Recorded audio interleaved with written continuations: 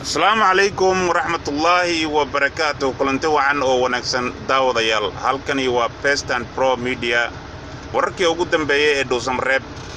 wararka ka imanaya magaalada Dhuusamreeb ayaa waxa ay sheegayaan in madaxweynaha Jamhuuriyadda Federaalka Soomaaliya mudane Maxamed Cabdullaahi Farmaajo iyo hogaamiyaha Jubbaland Axmed Maxamed Islaam Axmed Madoobe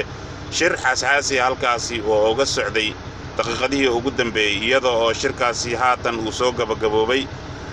warmurtiyeed weli lagama soo saarin shirkaasi balse waxaa la sheegayaa in qodobo dhowr ah lagu heshiiyay hase yeeshee ila xogogaalo oon la xirinaya waxa ay sheegayaan in shirkaasi idadiilo wanaagsan ay ka soo baxday balse xilliyada dambe lala soo wadaagi doono saxaafadda warar kale waxa ay sheegayaan in madaxweynaha Puntland Siciid Dani sana uu ku soo laabtay magaalada Dhuusamreeb isagoo halkaasi uga maqnaa aaskii ra'iisul wasaarihii hore ee Jamhuuriyadda Federaalka Soomaaliya Xasan Abshir Faarax